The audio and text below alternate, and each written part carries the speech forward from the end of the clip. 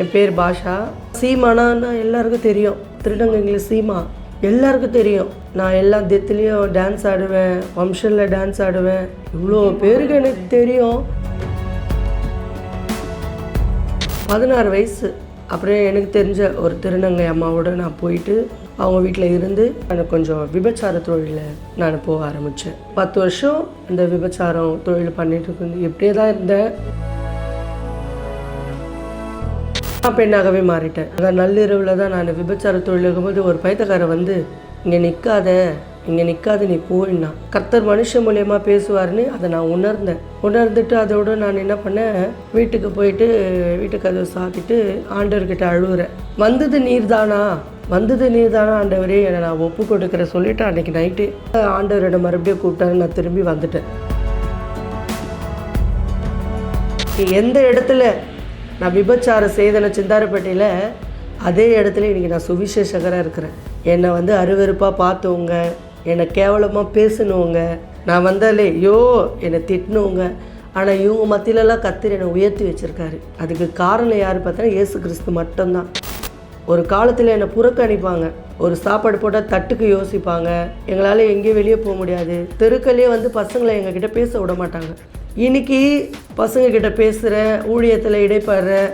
இன்றைக்கி எல்லோரும் எந்த வாயில் சீப்போ இப்படிலாம் சொன்ன வாயை எதிர்க்கலாம் இப்போ வந்து ஜோம் பண்ணு. அதை நான் வந்து கர்த்தருக்கு நான் முதலாவது நன்றி சொல்கிறேன். ஆனால் இப்போ வந்து நீங்கள் ஒரு பெண்ணா ஆனான்னு கேட்கும்போது நீங்கள் என்ன அது பதில் சொல்லுவீங்க? நீங்கள் ஆணா நினச்சிக்கோங்க, பெண்ணா நினச்சாலும் பெண்ணா நினச்சிக்கோங்க. ஏன்னா நான் மார்பு சர்ஜரி கூட நான் ரிமூவ் பண்ணிட்டேன். அது வந்து ஒயிட் ஷர்ட்டையோ டிஷர்ட்லாம் போட்டால் அந்த மார்பு பகுதி எனக்கு அசிங்கமாக தெரியும். ஒரு சில ஊழியங்களாக போக முடியாது. ஆண்டவரே இந்த மார்பு இருக்குல்ல, இது எனக்கு ரொம்ப அச்சமாக இருக்குது. இது மூலியமாக கூட நான் மீண்டும் வந்து அந்த இதில் போயிடக்கூடாது சொல்லிட்டு நான் ஜோம் பண்ணியிருக்கேன். ஏன்னா கீழ் சர்ஜரி வந்து ஒன்றுமே பண்ண முடியாது. பண்ணது தான் முழு பெண்ணாக தான் இருக்கிறேன். மேல் சர்ஜரி கீழ் சர்ஜரிலாம் பண்ணிட்டேன். நான் அவர் கூப்பிட்டாருன்னு எல்லாத்தையும் நான் ஒன்று ஒப்படைச்சிட்டு வந்துட்டேன்.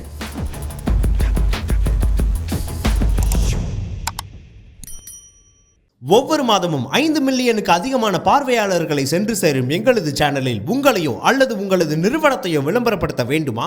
தொடர்புக்கு 9348355571. வணக்கம். எப்படி இருக்கீங்க? நல்லா இருக்கேன். நம்மளுடைய வாழ்க்கையில் நிறைய மனிதர்களை பார்ப்போம். அதே போல் சில மனிதர்களை பார்க்கும்போது தான் அவங்கக்கிட்ட பேசணும், அவங்களுடைய வாழ்க்கை என்னன்றது தெரிஞ்சுக்கணும் அப்படின்ற ஆர்வம் வரும். உங்களை பார்க்கும்போது அப்படி தான் எல்லாருமே நினைக்கிறாங்கன்னு நம்புகிறேன். குறிப்பாக சொல்லணுன்னா வாழ்க்கைக்கு ஒரு நம்பிக்கை கொடுக்குற விதமாக உங்களுடைய வாழ்க்கை இருக்குது அப்படின்னு நான் சொல்லணும். முதல்ல உங்களை பற்றி சொல்லுங்களேன். என் பேர் பாஷா. என்னுடைய தகப்பனார் தாய் இருக்காங்க. கூட பிறந்தவங்க 3 பேர் இருக்காங்க. நீங்கள் ஒரே ஒரு பையன்? ஆமாம், ஒரே பையன். 3 அக்காங்களா? 3 அக்காங்க. ஓகே. நீங்கள் பிறந்து வளர்ந்ததெல்லாம்? எல்லாமே சிந்தாதிரிப்பேட்டை, சென்னை தான். சென்னை. ஓகே.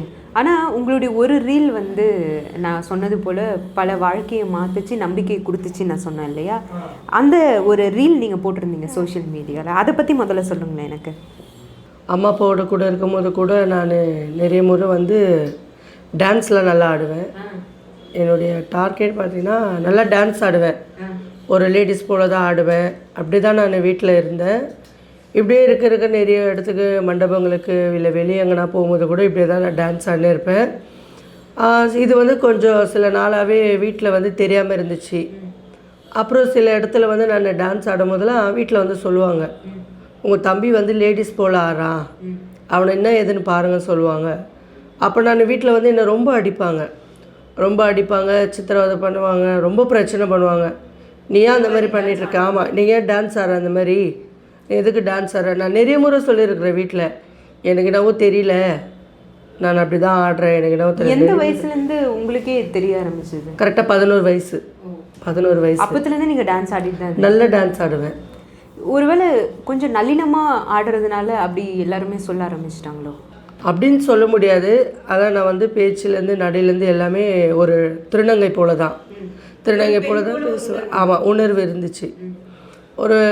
ஒரு ட்ரான்ஸ் அப்படி திருநங்கை போல் பேசுவேன், கொள்ளுவேன், நடப்பேன், டான்ஸ்லாம் ஆடுவேன். இதில் வந்து வீட்டில் கேட்கும்போது ரொம்ப பிரச்சனையாக இருக்கும்.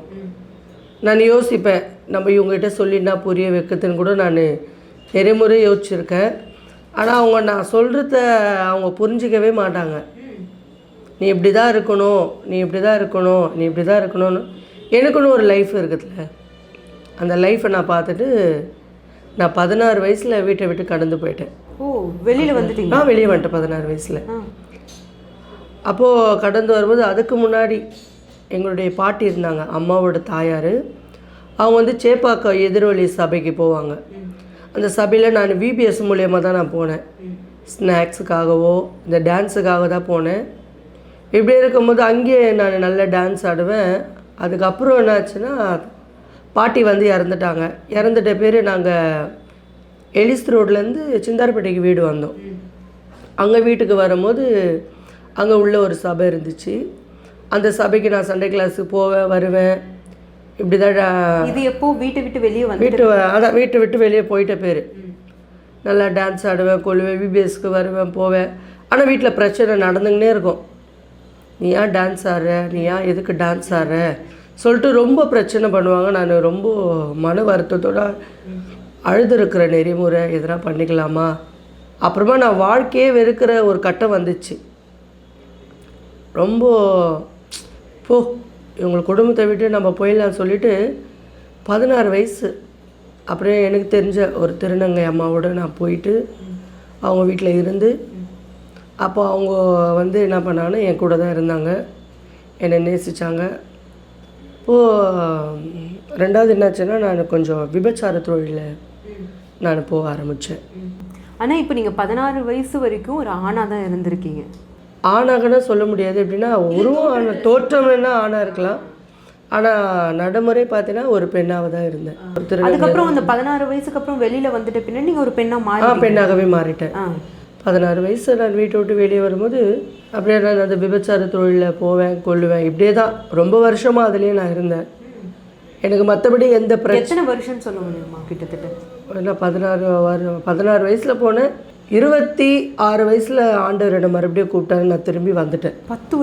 10 வருஷம் நான் வெளியே தான் இருந்தேன். அந்த விபச்சாரம் தொழில் பண்ணிட்டு இருந்து இப்படியே தான் இருந்தேன். அநேக இடத்துல என்ன தான் பிரச்சனை வந்தாலும் நான் அதெல்லாம் எப்போவுமே நான் ஃபேஸ் பண்ணிட்டு நான் போயிடுவேன். இப்படி இருக்கும்போது நான் வந்து ரட்சிக்கப்பட்ட பையனால் அந்த கிறிஸ்துவெல்லாம் கர்த்தர் யாருன்னு எனக்கு தெரியும். அப்போ நான் தவறாக நினைக்கிறேன். சொல்லுங்கள். தவறான வழியில் போகும்போது உங்களுக்குள்ளேயும் நீங்கள் வந்து இந்த போதனைகளையோ இந்த ஆன்மீக வழியிலையும் இருந்தீங்களா? அப்போ ஆன்மீக வழியை இல்லை விட்டுட்டீங்க, மொத்தமாக விட்டுட்டு இந்த தவறான பாதைக்கு போயிட்டு? இந்த தவறான பாதைக்கு தான். அப்புறம் நான் இந்த விபச்சார தொழிலில் இருந்துட்டு இத்தனை வருஷம் நான் இருந்தேன். நிறைய இடத்துல ஊழியம் செய்கிறவங்களெல்லாம் பார்ப்பேன் கொள்ளுவேன். ஆனால் நான் என்னால் போக முடியாது. ஏன்னா நான் இந்த மாதிரி தவறான தொழிலில் இருக்கிற நான் எப்படி போட்டு சமைக்கலாம் சொல்லிட்டு மனசுக்குள்ள உணர்வு குத்தம் எனக்கு. சரி, நான் அதனால நான் போயிடவே மாட்டேன். இத்தனை வருஷம் எல்லா நேரத்துலையும் கொரோனா டைம்லேயும் நான் ரோட்டில் நின்று இருக்கேன். வருதா புயல் வரும்போதும் நான் நின்று இருக்கிறேன். நிறைய இடத்துல நான் நெருக்கமான சூழ்நிலையும் எனக்கு அதுதான் வழி, வேறு எதுவும் வழியில் சொல்லிட்டு இப்படியே தான் நான் இருந்தேன். அப்புறம் ஒரு நாள் ஒரு பைத்தியக்காரன் வந்தான். வந்துட்டு அதான் நள்ளிரவில் தான் நான் விபச்சார தொழில் இருக்கும்போது ஒரு பைத்தியக்காரன் வந்து இங்கே நிற்காத நீ போயின்னா. ஆனால் ஒன்று மட்டும் எனக்கு புரியும். என்ன புரியும்னா கர்த்தர் மனுஷன் மூலயமா பேசுவார்னு அதை நான் உணர்ந்துட்டு அதோடு நான் என்ன பண்ணேன், வீட்டுக்கு போயிட்டு வீட்டுக்கு அதை சாத்திட்டு ஆண்டவர்கிட்ட அழுகுறேன். வந்தது நீர் தானா ஆண்டவரே, என்னை நான் ஒப்பு கொடுக்குற சொல்லிவிட்டு அன்றைக்கி நைட்டு. அவர் எந்த மாதிரி தோற்றத்தில் தானே அதான் ஒரு பைத்தியக்காரன் எப்படி குப்பை மனநலம் பாதிக்கப்பட்டு அதான் அதை குப்பை பொறுக்கிற மாதிரி தான். அவரை பார்த்தாலும் நம்மளுக்கு சகிக்காது.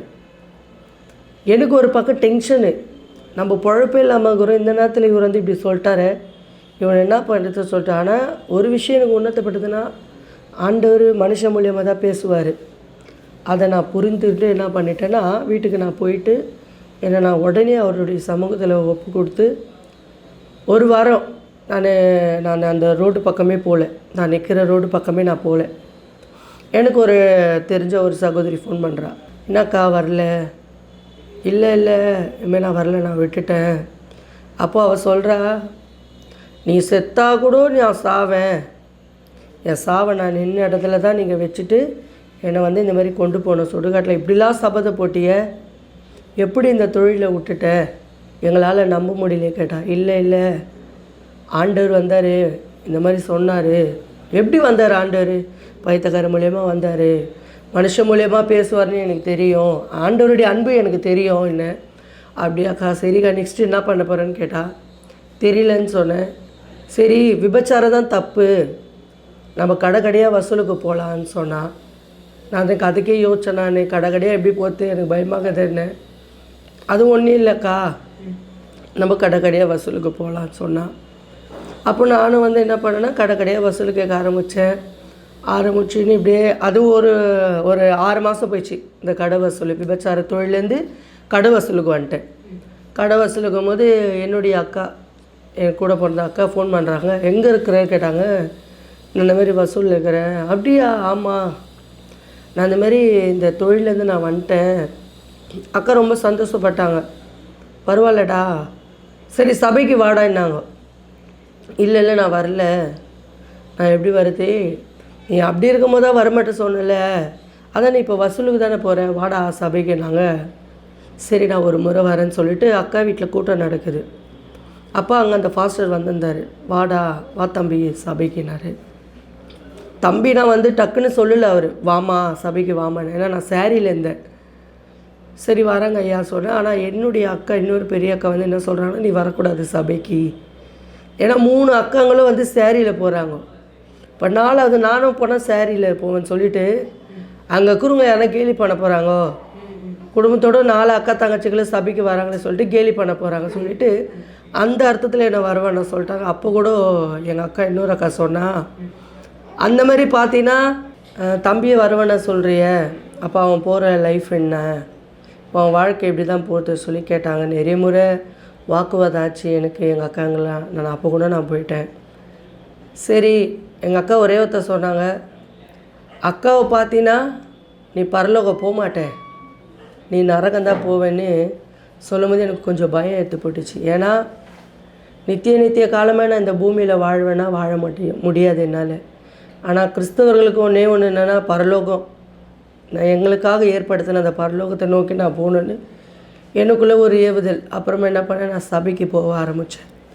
சபைக்கு போகும்போது முதல் டைம் நான் ஆராதனை பண்ணும்போது ஒரு ஊழியக்காரர் அந்த ஆராதனை நடத்தினவங்க சொல்கிறாரு, என் சமூகத்தில் நீ வந்துட்டில்ல, இன்னும் கிட்டி சேரு, இன்னும் என்ன நெருங்க சொல்லும் போது கொஞ்சம் அப்படியே சபையில் ரொம்ப நான் பழக்கமாவேன். திங்கக்கிழமைனா வசூலுக்கு போவேன், செவ்வாய்க்கிழமை ஃபாஸ்டிங் ப்ரேயருக்கு போயிடுவேன், புதன்கிழமை வசூலுக்கு போவேன், வியாழக்கிழமையும் வசூல் போவேன், வெள்ளிக்கிழமை லீவ் போட்டுருவேன் உபவாச நாள் சொல்லிவிட்டு. இப்படியே தான் கர்த்தருக்கு நான் முக்கியத்துவம் கொடுக்க ஆரம்பிச்சிட்டேன். என்னுடைய வருமானத்தை பார்க்கலும் கர்த்தருக்கு நம்ம உண்மையாக வாழ்ந்துன்னு சொல்லிவிட்டு அந்த ஓட்டத்தில் நான் அப்படியே ட்ராக் மாறிட்டேன். இப்போ இப்படியே போயின்னு வந்துருக்கும் போது ஞானஸ்தானம் எடுத்தேன். ஞானஸ்தானம் எடுக்கும்போது கூட ஆண்டவர் ஞானஸ்தானம் எடுத்துகிட்டு நான் ஊழியம் செஞ்சுன்னு தான் இருந்தேன். ஊழியத்தில் பயன்படவும் நான் அதிகாலையில் ஜெபம் பண்ணுவேன். அந்த பழக்கம் எனக்கு இருக்குது. ஜெபம் பண்ணும்போது கூட நான் ஜெபம் பண்ணி நிற்கும் போது ஒரு மெல்லிய சத்தம் கேட்டுச்சு. நான் உன்னை தாய் கருவில் எப்படி உண்டாக்குனேன், அப்படி வா என்றார். அப்போ நான் ஒரு நிமிஷம் யோசித்தேன். என்ன டைம் அது? கரெக்டாக இருக்கும், ஒரு 5:10 இருக்கும் விடியகாலத்தில். அப்போ தான் அந்த ஜபலாம் போவோம். 4:30க்கு ஜெபம் பண்ணோன்னா நாங்கள் எப்படி முடிக்கிறோன்னு எங்கள் ஜபத்தில் மட்டும் வந்து டைமிங்கில் நம்ம முடிக்கிற டைமிங்கே தெரியாது. தொடங்க டைம் வேணால் நம்ம சொல்ல முடியும், முடிக்கிற டைம் சொல்ல முடியாது. அப்போது இப்படி நான் ஜெபம் பண்ணும்போது, தாய் கருவில் உன்னை எப்படி உண்டாக்குனேன், நீ அந்த மாதிரி வான்னு சொல்லும் போது எனக்கு ஒரு பயம். ஏன்னா சீமானா எல்லாருக்கும் தெரியும். உங்கள் பேர் என்ன? சீமா, திருடங்கங்கில் சீமா, எல்லாருக்கும் தெரியும். நான் எல்லா டெத்துலேயும் டான்ஸ் ஆடுவேன், ஃபங்க்ஷனில் டான்ஸ் ஆடுவேன், எல்லாத்துலேயும் நான் சீமானா எல்லாருக்கும் பேர் போடுவேன் தான் நான். அப்போது நான் யோசிக்கிறேன், திடீர்னு என்னை கூப்பிட்டாரு சொல்லிட்டு எனக்கு ஒரு பக்கம் பயம். எப்படி வரப்போகிறேன், இவ்வளோ பேருக்கு எனக்கு தெரியும், எப்படி மாற போகிற ஆண்டவர். அப்போ ஆண்டவர் சொல்கிறாரு, நீ என்ன பாருன்னாரு. நான் என்னன்னா, ஆண்டவரே நான் உன்னை தான் பார்க்குறேன், உங்கள்கிட்ட தான் ஊழியம் செய்கிறேன், வழிவாசல் வேணால் நீங்கள் திறங்கன்ட்டேன், அவர்கிட்டே ஒப்படைச்சிட்டேன். அப்புறமா மறுபடியும் கேட்குறேன், ஆண்டவரே பேசுறது நீர் தானா? அப்புறமா சபைக்கு போகிற வாக்குத்தத்த ஆராதனை 1ஆம் தேதி வாக்கு. அப்போ அந்த ஆராதனையில் பேசுகிறாரு, நான் உன்னை பேர் சொல்லி அழைக்கிறேன் வா என்றாரு. அப்போ நான் சபையில் ஜெபம் பண்ணினே இருக்கிறேன். நான் இன்னொரு இடத்துல பார்த்திங்கன்னா நான் ஜுப்பா போட்டுன்னு பிரசங்கம் பண்ணின்னு இருக்கேன், ஊழியம் செஞ்சிட்ருக்கேன். சேரீயில் வந்து நான் என்ன பண்ணிட்டுருக்கிறேன், ஜோம் பண்ணியிருக்கும் போது நான் இன்னொரு இடத்துல ஒயிட் அண்ட் ஒயிட்டில் ஜுப்பா போட்டு ஊழியம் செஞ்சுருக்கிறேன். அது வந்து பார்த்திங்கன்னா தரிசனம். ஆண்டவர் காட்டுறாரு, இதுதான் உன் வாழ்க்கை என்று காட்டுறாரு. எப்படி இது உங்களுக்கு ஒரு ஒரு பிம்பம் மாதிரி வந்து? ஆமாம், இது காட்டுவார் ஆண்டவர். அவருக்கு உண்மையாக இருந்தால் கண்டிப்பாக அவர் தரிசனத்தில் காட்டுவார், நம்மளுக்கு ஒரு கனவு மூலியமாக கூட காட்டுவார். ஆனால் நான் ஜோம் பண்ணிட்டுருக்கிறேன், இன்னொரு இடத்துல நான் வந்து முடியை வெட்டி ஜுப்பா போட்டு பிரசங்கம் பண்ணிட்டுருக்கிறேன் ஸ்டேஜில் ஏறி. இப்படி தான் நான் இருக்க போகிறேன் சொல்லிவிட்டு அவர் எனக்கு காட்டுறாரு. இப்போ நான் ரொம்ப பயந்துட்டேன். ஐயோ, எல்லாருக்கிட்டே நான் எப்படி பேச போகிறேன் சொல்லிவிட்டு ஜோம் பண்ணிங்கன்னு என்ன ஆதரித்தேன் அந்த திருநங்கை அம்மா, அந்த அம்மா கிட்ட நான் போகிறேன் ஜோம் பண்ணிவிட்டு. அந்த அம்மா கிட்ட போய் கேட்குறேன், அம்மா நான் ஊழியம் செய்ய போகிறேம்மா என்று. அப்போ அந்த அம்மா சொல்கிறாங்க, போப்பா ஆல்ரெடி ஊழியம் தானே செஞ்சுன்னு இருக்க சொன்னாங்க. இல்லைம்மா, இந்த மாதிரி முடிய வெட்ட போகிறேன். ஸ்லோவாக சொன்னேன், முடிய வெட்ட போகிறேன். இல்லை முடிய வெட்ட போகிறோம்மா. அப்படியாப்பா, வாழுவியான்னு கேட்டாங்க. இல்லைம்மா, கர்த்தர் என்னை வாழ வைப்பார். எதுவுமே பேசலை, எந்த வாக்குவாதமும் ஆகலை, எந்த தர்குணமும் ஆகலை, எந்த பிரச்சனையும் ஆகலை. கடவுள் கூப்பிட்றாருன்னு நீ போகிறப்பா, அதை நான் தடை பண்ண மாட்டேன், நீ போயிட்டு வாங்கிட்டாங்க. எந்த பிரச்சனையும் கிடையாது. எந்த இடத்துல நான் விபச்சாரம் செய்தன சிந்தாரப்பேட்டையில், அதே இடத்துல இன்றைக்கி நான் சுவிசேஷகராக இருக்கிறேன். என்னை வந்து அருவருப்பாக பார்த்தவங்க, என்னை கேவலமாக பேசினவங்க, நான் வந்தாலே ஐயோ என்னை திட்டினவங்க, ஆனால் இவங்க மத்தியிலலாம் கர்த்தர் என்னை உயர்த்தி வச்சுருக்காரு. அதுக்கு காரணம் யார் பார்த்தா இயேசு கிறிஸ்து மட்டும்தான். ஒரு காலத்தில் என்னை புறக்கணிப்பாங்க, ஒரு சாப்பாடு போட்டால் தட்டுக்கு யோசிப்பாங்க, எங்களால் எங்கேயும் வெளியே போக முடியாது, தெருக்கல்லையே வந்து பசங்களை எங்ககிட்ட பேச விட மாட்டாங்க. இன்றைக்கி பசங்கக்கிட்ட பேசுகிறேன், ஊழியத்தில் இடைப்படுறேன். இன்றைக்கி எல்லோரும் எந்த வாயில் சீப்போ இப்படிலாம் சொன்ன வாயை எதிர்க்கலாம், இப்போ வந்து ஜோம் பண்ணு. அதனால் வந்து கர்த்தருக்கு நான் முதலாவது நன்றி சொல்கிறேன். ஏன்னா வசனம் சொல்கிறது, அவர் புழுதில் புழுதில் இருந்தவரை அவரை உயர்த்துகிற தேவன், புழுதில் இருக்கிறவரை அவர் உயர்த்துகிற தேவன், எளியவனை அவர் வந்து உயர்த்துகிற தேவன், குப்பையில் இருந்தவரும் அவர் எடுத்து தூக்குற தெய்வம். அப்போது நான் இதெல்லாம் யோசிப்பேன். அப்போது நான் ஒரு குப்பையில் இருந்தேன், ஆனால் கர்த்தர் என்னை அதுலேருந்து தூக்கிட்டார். அதுக்காக நான் அவருக்கு நன்றி சொல்வேன். அப்போது நான் முடியெல்லாம் முடியை வெட்டிட்டு ஊழியம் தான் செய்கிறேன். என்னை பார்க்குறவங்களா சீமாவா இது கேட்குறாங்க. சில பேர் என்னை நிறைய பேர் கேட்டாங்க, எதுக்கு நீ புடவை கட்டினே ஊழியம் செய்யலாம்ல எதுக்குன்னு கேட்டாங்க. அப்போ நான் சொன்னேன், இல்லை புடவை கட்டி ஊழியம் செய்கிற அநேக திருநங்கைங்க இருக்கிறாங்க, அதுக்கும் நான் ஆண்டவருக்கு நன்றி சொல்கிறேன். பரவாயில்ல, அநேக திருநங்கைங்களாம் ஊழியம் செய்யும்போது நான் ரொம்ப சந்தோஷப்படுவேன். அவர்களுக்கு அழைப்பு அந்த மாதிரி. ஆனால் என்னுடைய அழைப்பு இதுவாக இருக்குது. ஏன்னா நானும் புடவையில் தான் ஊழியம் செஞ்சேன். ஆனால் கர்த்தர் வந்து எனக்கு இந்த அழைப்பை கொடுத்ததால் நான் இப்படியாக வந்துட்டேன். நான் யாரையும் எப்போவுமே குற்றப்படுத்தி பேசவே மாட்டேன். அநேக திருநங்கைங்களை கூட நான் குற்றப்படுத்தவே மாட்டேன். ஏன்னா அவங்க ஊழியம் செய்கிறது சாரியில். இப்போ அவங்க ஒரு கூட்டத்தை பரலோகத்துக்கு கொண்டு இப்போ நான் ஒரு கூட்டத்தை பரலோகத்துக்கு கொண்டு போவேன். அதுபோல் ஒரு விஷயந்தான். அதனால் நான் யாரையும் எப்போவுமே குற்றப்படுத்த மாட்டேன். கர்த்தர் எனக்கு கொடுத்த அழைப்பு, என்னை இப்படி இருன்னு சொன்னார், நான் வந்துட்டேன். ஏன்னா மனுஷர்களுக்காக வாழ்ந்த காலங்கள் உண்டு, ஏமாந்த காலங்கள் உண்டு. ஆனால் கர்த்தர் அழைக்கும் போது நான் வந்துருந்தேன், எனக்கு நல்லதுன்னு பட்டுதால நான் யாரையும் குற்றப்படுத்த முடியாது. ஏன்னா நான் சந்தோஷமாக தான் வாழ்ந்தேன். அவர் அழைத்த அழைப்பில் அவருடைய வார்த்தைக்கு நான் கீழ்ப்படிந்து நான் இப்படி வந்துட்டேன். ஆனால் இது எல்லாத்தையும் விட்டுட்டு நான் உங்களுடைய மகனாக வரேன்னு உங்களுடைய பெற்றோர்களை நீங்கள் தேடி போகும்போது அவங்க என்ன சொன்னாங்க? அவங்க என்ன சொல்கிறது, ரொம்ப சந்தோஷப்பட்டாங்க. ஏன்னா அம்மாவும் நல்ல ஜெபம் பண்ணுறவங்க தான். அம்மா அடிக்கடி சில பேர்கிட்ட சொல்லுவாங்க, அம்மா ஒரு சுவிசேஷன் சொல்ல போவாங்க, அம்மா சபை வச்சு தான் நடத்திட்டுருக்குறாங்க குடும்பமே. அப்போ எல்லாருக்கிட்டே போய் சொல்லுவாங்க, வாங்க ஏசு உங்களை நேசிக்கிறா சொல்லும் போது, அப்போ எல்லாம் சொல்லுவாங்களா, அவங்க தம்பியை போய் பாரு, உன் பையனை இந்த மாதிரி பண்ணுறான்னு சொல்லிட்டு அம்மாக்கிட்ட சொல்லுவாங்களா. அப்போ அம்மா சொல்லுவாங்களா, நான் சாவறதுக்குள்ளே என் பிள்ளைய ஆண்டவர் என்கிட்ட கொண்டு வந்து என் பிள்ளைய ஊழியம் செய்ய வைப்பாருன்னு சொல்லுவாங்களாம். அம்மா வந்து ரொம்ப உறுதி, ஆண்டவர் மேலே ரொம்ப நம்பிக்கை. அக்கம் பக்கம் ஜனங்களாம் நான் அந்த ஊழியத்துக்கு வந்த பேர் எல்லோரும் சொல்லுவாங்க, உங்கள் அம்மா தான் அடிக்கடி சொல்லும், என் பையனை ஆண்டவர் கொண்டு வருவார், ஊழிய பாதையில் நடத்துவாருலாம் நான் நிறைய பேர்கிட்ட சபதம்லாம் போட்டிருக்காங்க. நான் கண்ணை மூடுறதுக்குள்ளே ஊழியத்தில் என் பையன் வந்துடுவான்னு சொல்லியிருக்கிறாங்க. அவ்வளோ ஒரு சந்தோஷம், எல்லாருக்கும் ரொம்ப ரொம்ப சந்தோஷம். இப்போ ஏரியா ஜனங்க வாயெல்லாம் கத்துன பண்ண மூட வச்சார். யாரெல்லாம் ரொம்ப கேவலமாக பேசுனாங்களோ அந்த இடத்துலலாம் இன்றைக்கி ஒரு நல்ல ஒரு மரியாதை கொடுக்குது, எனக்கு மரியாதை கொடுக்குது. பெருமைன்னு நான் எப்போவுமே சொல்ல மாட்டேன். ஏன்னா எப்போவுமே அவருக்கு தான் நான் நன்றி சொல்லுவேன். என்னை எப்போவுமே நான் உயர்த்தியே நான் பேச மாட்டேன்.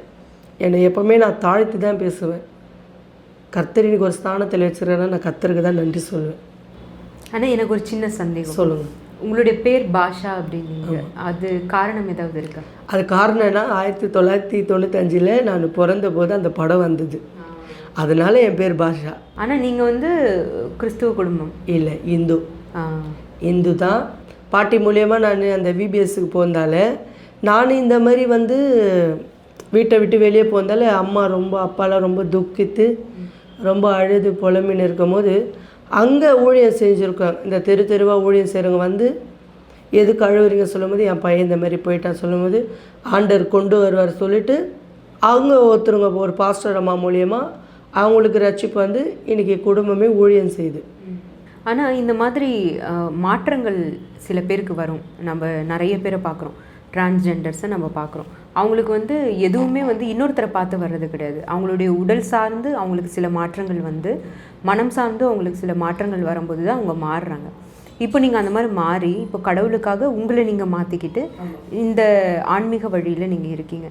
இப்போது நீங்கள் என்னவா உணர்றீங்க? நான் எப்போவுமே நான் உணர்ந்ததே கிடையாது. ஆண்டவருக்கு ஊழியம் செய்கிறேன்னு சொல்லிட்டு தான் நான் வந்தேன், மற்றபடி ஒரு ஒன்றும் இல்லை. ஆனால் இப்போ வந்து நீங்கள் ஒரு பெண்ணா ஆனான்னு கேட்கும்போது நீங்கள் என்ன அது பதில் சொல்லுவீங்க? நான் யார்கிட்டையும் எதுவும் சொல்ல மாட்டேன். நீங்கள் எப்படி நினச்சாலும் நீங்கள் நினச்சிக்கோங்க. நீங்கள் ஆணாக நினச்சாலும் ஆணாக நினச்சிக்கோங்க, பெண்ணாக நினச்சாலும் பெண்ணாக நினச்சிக்கோங்க சொல்லிட்டு நான் போய்டுவேன். ஏன்னா எனக்கு வாக்குவாதம் பேச்சில் எனக்கு பிடிக்காது ரொம்ப. அதனால் நான் எதுவுமே கேட்டோம்னா கம்முன்னு வந்துடுவேன் சைலண்ட்டாக. ஆனால் இதே நீங்கள் தான், இதே பாட்ஷா நீங்கள் வந்து விபச்சாரம் பண்ண இடங்கள் இருக்குல்ல, அதே போல் யாசகம் கேட்ட இடங்கள் இருக்குல்ல, பிச்சை கேட்ட இடங்கள், அதெல்லாம் இப்போது திரும்பி பார்க்குறீங்களா? நீங்கள் போகும்போது வரும்போது அது எப்படி இருக்கு உங்களுக்கு? நான் இதே சிம்சன் தலைமைச் செயலகம் எதிர்க்க தான் நிற்பேன். அங்கே போகும்போதெல்லாம் ஜோம் பண்ணிட்டு தான் போவேன். ஆண்டவரே இது என்னோட போட்டோம், இதுக்கப்புறம் இங்கே யாரும் நிற்கக்கூடாது ஆண்டவரே சொல்லிவிட்டு ஜோம் பண்ணிட்டு போவேன். இதுக்கும் ஒரு 2 மாதம் முன்னாடி ஆண்டவர் என்கிட்ட பேசின ஒரு வார்த்தை நான் எந்தெந்த கடைக்கெல்லாம் நான் வசூலுக்கு போனனோ அந்த இடத்துல நான் ட்ராக்ஸ் கொடுக்க போன்னு சொன்னார். போயிருந்தான் இருக்கேன். நான் கடைக்கடையாக போவேன் பார்த்தீங்களா, அந்த இடத்துல போய்ட்டு நான் பேப்பரை கொடுத்து ஏசு நல்லவர் என்னுவேன். ஆனால் எல்லோரும் சொல்லுவாங்க, நீங்கள் சீமா தானே? ஆமாம், பரவாயில்லையே, நீங்கள் ஆண்டவருக்கு கீழ்ப்படிஞ்சு உங்களை நீங்கள் மாற்றிக்கினீங்களே. ஏன்னா நான் மாறத்துக்கு முன்னாடி எல்லாருக்கிட்டையும் நான் சொல்லிட்டு தான் மாறினேன். இந்த மாதிரி நான் வரமாட்டேன், ஆண்டவர் என்னை கூப்பிட்டாரு, நான் ஊழியத்துக்கு போகிறேன், இதோட நான் உங்ககிட்டலாம் வந்து வசூலுக்கெல்லாம் வரமாட்டேன்னு சொல்லியிருக்கிறேன். அதனால நான் அந்த ட்ராக்ஸ் கொடுக்கும்போது எல்லாம் பிரமிச்சு பார்ப்பாங்க, சீமா தானே? ஆமாம், பரவாயில்ல. இன்னும் அந்த கடவுள் பாதி பேருக்கு கடவுள் பற்றி தெரியாதவங்க கடவுள் உன்னை ஆசீர்வதிக்கிட்டே, இயேசு உன்னை ஆசீர்வதிக்கிட்டேன்னுவாங்க. யாரும் வந்து இந்தமாரி சபிச்சது கிடையாது, ஏன் இந்தமாரி மாறிட்டீங்களா கேட்டதே கிடையாது. சில பேர் கேட்பாங்க, அதுக்கு வேணால் நான் சொல்லுவேன், கர்த்தர் என்னை அழைச்சார் நான் வந்துட்டேன்னுவேன். மற்றபடி வேறு எதுவுமே நான் பேச மாட்டேன் அவங்கக்கிட்ட. ஆனால் இந்த மனித வாழ்க்கையில் எல்லாருக்குமே தேவையான ஒன்று உணவு, உடை, இருப்பிடம் அப்படின்னு சொல்லுவாங்க. அது வந்து திருநங்கைகளை பொறுத்த வரைக்கும் கிடைக்கிறதே வந்து பெரிய விஷயமா இருக்குது இந்த சமூகத்தில். அதுக்காக தான் அவங்க நிறைய யாசகம் கேட்குறதா இருக்கட்டும், இந்த மாதிரி தவறான பாதைகளில் போகிறதா இருக்கட்டும். உங்களுக்கு தேவை கண்டிப்பாக வந்து பணமாக இருந்திருக்கும். இப்போ அந்த பணத்தை பற்றியோ இல்லை உங்கள் தேவையை பற்றி நீங்கள் என்ன நினைக்கிறீங்க? ஒன்று பணமாக இருந்தாலும் எனக்கு தேவையாக இருந்தாலும் எல்லாமே கர்த்தர் தான். ஏன்னா ஒரு இடத்துக்கு ஊழியத்துக்கு போனால் கர்த்தர் என்ன கனம் கொடுக்கணுமோ அதை கொடுத்துட்டு போயிடுவார். எனக்கு ஒரு நாள் இதே நீங்கள் சொல்கிறது உண்மையாக வாஸ்தவமான ஒரு வார்த்தை, பதில் சொல்லியே ஆகணும். ஏன்னா சாப்பாடு காலங்களில் கஷ்டப்பட்டது உண்டு, அந்த மாதிரி இருந்த காலங்கள் உண்டு. ஆனால் நல்லா பணம் பார்த்தேன், நல்லா ஹோட்டலாக போய் சாப்பிடுவேன். இன்றைக்கி அதெல்லாம் இருக்குமோ பார்த்தா இல்லை. இன்றைக்கி ஒரு நல்ல வாழ்க்கை நான் வாழ்ந்துருக்கேன். அதுக்கே நான் அவருக்கு நன்றி சொல்லிட்டு போயிடணுன்னு நான் அப்படி தான் போயின்னு இருக்கிறேன். உண்மையாகவே ஒரு வார்த்தை நீங்கள் எனக்கு கேட்டது உண்மை தான். ஏன்னா இப்போது எனக்கு வருமானம் இருக்கும் பார்த்தீங்கன்னா இல்லை, ஆனால் நடத்துறது யார் பார்த்தீங்கன்னா கர்த்தர். அவர் மட்டும்தான் என்னை நடத்துகிறாரு. குறைவில்லாமல் என்னை நடத்துகிறாரு. ஆகாரத்துக்கும் சரி, உடைக்கும் சரி, தங்குற இடத்துக்கும் சரி, எல்லாமே கண்டிப்பாக. ஒரு நாள் என்னை நான் பார்க்கும்போது நான் ரொம்ப சந்தோஷப்படுறேன். நிறைய இடத்துல நான் சந்தோஷப்படுறேன். எப்படி வாழ்ந்தோம், ஆனால் இப்போ எப்படி இருக்கிறோம் பாரு, ஆண்டவர் எவ்வளோ நல்லவருன்னுவேன் நான் அடிக்கடி. ஆனால் அந்த ஆசைகள் இப்போ இல்லை. ஏன்னா நான் மார்பு சர்ஜரி கூட நான் ரிமூவ் பண்ணிட்டேன். பண்ணிட்டேன். அது வந்து நான் ஒயிட் ஷர்ட்டையோ டிஷர்ட்லாம் போட்டால் அந்த மார்பு பகுதி எனக்கு அசிங்கமாக தெரியும். ஒரு சில ஊழியங்களாக போக முடியாது. அப்போது என்னை ஒரு சின்ன பையன் என்னை கேள்வி கேட்டான், நீங்கள் திருநங்கை சொல்கிறீங்க, ஆனால் பார்த்தா அப்படி தெரியலேன்னு கேட்டான். அப்புறம் என்னுடைய ஃபோட்டோஸ் காமிச்சேன். ஆமாப்பா, ஆண்டவர் நல்லவர், இதுதான் நான் சொல்லும்போது, அப்போது சில பேர் ஆண்டவருடைய சமூகத்தில் நான் போய் கேட்டேன், ஆண்டவரே என்னை எப்படி மாற்றினீங்களா? அப்போது ஆண்டவர் சொன்னார், உன் நடையிலையும் உன் பேச்சிலே தான் நீ யாருன்னு நான் உன்னை வச்சுருக்கேன். ஒரு காலங்கட்டம் வந்தால் நான் உன்னை நடத்துவேன்னு சொன்னார். அந்த பாதையிலே தான் போயிட்டுருக்கேன். அப்போ நான் ஆண்டவர்கிட்ட கேட்டேன், ஆண்டவரே இந்த மார்பு இருக்குல்ல, இது எனக்கு ரொம்ப அச்சமாக இருக்குது. இது மூலியமாக கூட நான் மீண்டும் வந்து அந்த இதில் போயிடக்கூடாது சொல்லிட்டு நான் ஜெபம் பண்ணியிருக்கேன். அதே ஒரு வருஷம், அதே 8ஆம் தேதி, அதே 7ஆம் மாதம் எனக்கு பிரதிஷ்டை பண்ண நாள், ஒரு வருஷம் கழித்து அதே பிரதிஷ்டை நாள் வரும்போது என்கிட்ட இந்த மார்பு இல்லை, சர்ஜரி பண்ணி ரிமூவ் பண்ணிட்டேன். வைக்கும் போது 1.5 லட்சம் குத்தி வச்சேன். அதுதான் கேட்க வந்து, ஏன்னா அது அவ்வளோ செலவு பண்ணி நிறைய அறுவை சிகிச்சைகள். ஆமாம், பண்ணிட்டேன். 1.5 லட்சம் கொடுத்தேன். இதே ஐசஸ் பௌசியா ஹாஸ்பிட்டலில் தான் வைப்பாங்க.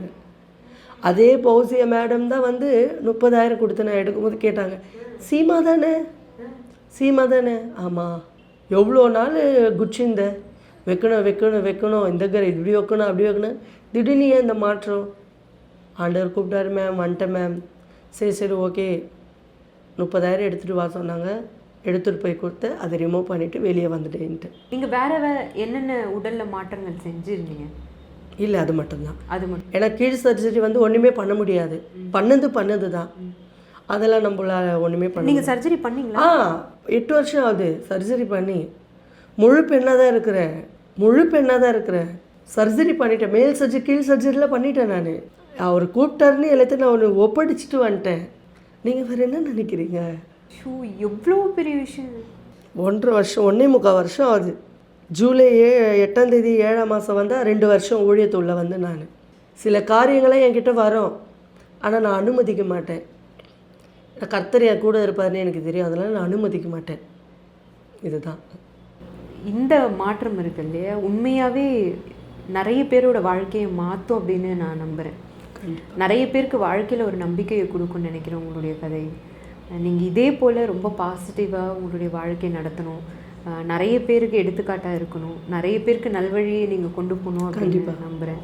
இந்த மாற்றங்கள் உங்கள் வாழ்க்கையில் ஏன் நடந்துச்சுன்றத விளக்கத்தை நீங்கள் கொடுத்துட்டீங்க. அதே போல் பல பேரோட வாழ்க்கையில் அந்த மாற்றத்தை கொண்டு வருன்ற நம்பிக்கையோடு உங்களுடைய நேரத்துக்கு ரொம்ப நன்றி. இதே போல் மகிழ்ச்சியாக ஆன்மீக வழியில் நீங்கள் போயிட்டே இருக்கணும். Thank you so much.